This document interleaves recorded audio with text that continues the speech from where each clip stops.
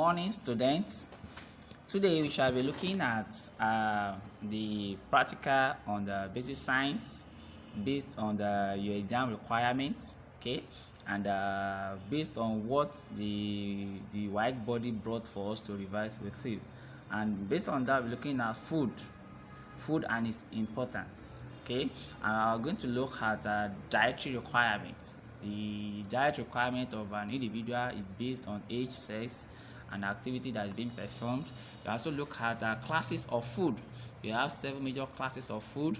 We are going to list them. We are going to state their examples, sources, and their functions. I'm going to look at balanced diet and the importance of balanced diet.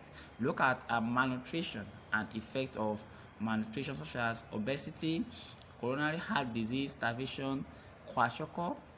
And we're going to look at vitamins, their sources, minerals, fiber, and water, their sources, their function, and their deficiency if they are lacking in the food, what medical complication that can result to. These are what we are going to look in this particular topic based on your practical and WAEC requirements as you continue. So, shall look at food and meaning and definition of food. So, the food an animal eats every day is called diet. So, the food we eat every day is referred to as diet. Most animals need 7 types of nutrients in their diet, which include carbohydrates, protein, fat and oil, otherwise called lipids, water, fiber, vitamins, and minerals. These are the diet that is needed in daily food. So, what are the importance of food? Food is required for growth. It is required as a source of nutrients, and it is used for the replacement of worn health tissue and damaged tissue. So, dietary requirements. The nutrients required by individuals differ. Children, adults, old people, lactating mother, pregnant mother. So, individuals need different kind of food requirements. So, dietary requirement depends on your age, sex, and activity. So, in terms of age, the energy demand increases until you stop growing. Everybody requires energy until growing stops. So, while children are growing, they need more protein per kilogram of body weight than adults do. So, children require more proteinous food than adults because they are growing, they are still growing. So, sex. The sex of an individual determines the food requirement of that particular individual. So, generally, male use up more energy than female. So, male children or males generally require more energy than female. Pregnant women need extra nutrients for the development of the fetus than ordinary women.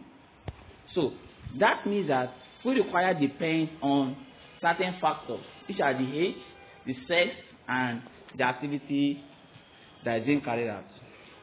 Now, what are the classes of food? The classes of food include carbohydrates, proteins, fat and oil, otherwise called lipids. So, water, fiber, vitamins, and minerals. These are the 7 major classes of food. So, let us now look at them and their sources. The most important one, carbohydrates. What are the sources of carbohydrates? The sources of carbohydrates include rice, potato, yam, and so on, and they are used in the body as storage. In the body, carbohydrate is stored as glycogen in animals, while in plants is stored as starch, and they are the major important source of energy. The body will require, as in prefer carbohydrate as a source of energy than protein, than lipid. So the second one is fat and oil, otherwise called lipid. Oil are liquid at room temperature, but fat are solid. So the sources of fat and oil include butter, milk, animal fat, and so on. And what are their uses in the body? They are source of energy. They provide twice as much as carbohydrates. So fat give more energy than carbohydrate, but the body prefer carbohydrate than fat. So they insulation against heat loss. Some are used to form hormones, to form cell membrane, insulation of nerve fibers.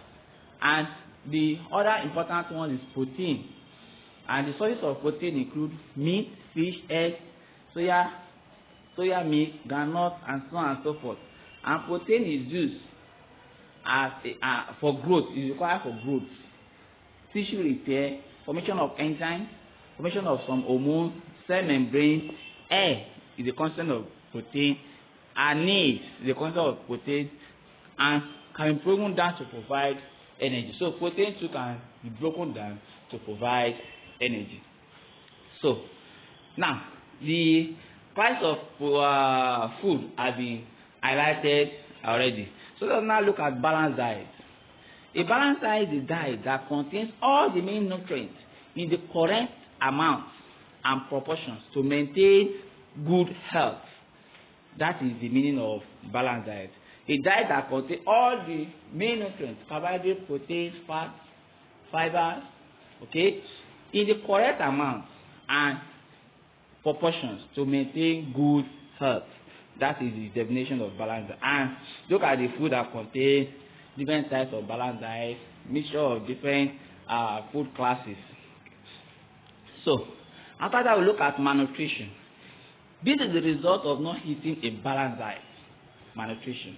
And it may be due to wrong amount of food, taking in wrong amount of food, probably too little or too much of a particular food, incorrect proportion of main nutrients, lacking in one or more key nutrients. Maybe a protein is lacking in the food, or carbohydrate is lacking in the food, or a fiber or minerals is lacking in the food. So it can result to malnutrition. So what are the effects of malnutrition? One of the major effects of malnutrition is obesity. And obesity is due to too much food, maybe in terms of too much carbohydrate, too much fat, or protein, or combination of everything. When you eat too much food, it can result to obesity. And look at an obese individual. They eat too much food, so it results to fatness and can affect a lot of body structures, including the arteries and some other parts of the organs of the body. They feel uncomfortable. So another diseases, okay, is coronary heart disease, and this is due to too much saturated animal fat. If one consumes too much saturated fat, that is a single bond, is called saturated fat. The one that is double bond is called unsaturated fat. So if a fat contains too much saturated fat in the diet, it results to high cholesterol levels, and this cholesterol tends to block the arteries. Okay, the cholesterol block the arteries and narrow the blood flow to the heart. So and it results to heart damage. So that is coronary heart diseases. So after that, starvation. Okay, starvation is a result of not eating food. Lack of food is called starvation, and this is what can result if there is starvation. Look at this boy is starved. Okay, so that is why the most of the structure is too slim, and these are the characteristics of starvation. So next one is kwashiorkor. Kwashiorkor is wrong proportion of nutrients, e.g. too much carbohydrates, starchy foods. Okay, when you concentrate on too much carbohydrate without protein, can result to kwashiorkor. And the lack of protein can also lead to kwashiorkor in young children. So look at this boy. Is given a typical characteristic of kwashiorkor, and the kwashiorkor there is characterized by edema, anorexia, ulcerating, dermatosis. These are characteristics of a kwashiorkor. Lack in when somebody is not eating enough protein or concentrate on only carbohydrate, that is what can result to kwashiorkor. So now let's now look at vitamin, mineral, fiber, and water. Let's look at if their function and their deficiency and the food that their sources. So the vitamin C, major vitamin that is very important is vitamin C. Vitamin C maintain healthy skin and gums, and lack of vitamin C result to scurfy, bleeding under the skin, bleeding gums. And the food that can give us vitamin C are citrus fruits like orange and others. So vitamin D, it maintains hard bones, help to absorb calcium from small intestine. So taking in vitamin D will help to build strong bones, and deficiency of it can result to rickets. That is soft bone that become deformed. This is someone having bow legs, the result of lack of vitamin D. And the sources of vitamin D include milk, butter, and so on. Calcium is also required for formation of healthy bones and teeth, including with vitamin D. It's also required for normal blood clotting. Okay, so ability of blood to clot is a characteristic of calcium, and deficiency of calcium can result to rickets, brittle bones, and teeth. Okay, slow blood clotting. And the food containing calcium are milk, cheese, fish. You have iron.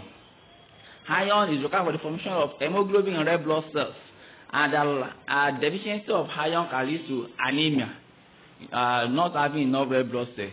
Okay, and this results to not enough oxygen delivered to tissues. Okay, and it results to constant tiredness, and result to lack of energy. So the implication there is the food sources require red meat, liver, kidney. These are food that can replenish iron, that can give iron.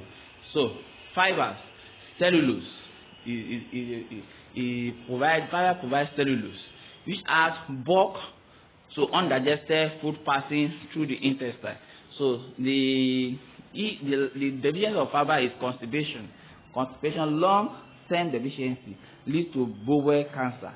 And the food that can give us fiber are vegetable, fruits, and so on. So water is very important. It's another source of nutrient. Food is required for the formation of blood cytoplasm. The solvent is a good solvent for transport of nutrients and removal of waste products from the body.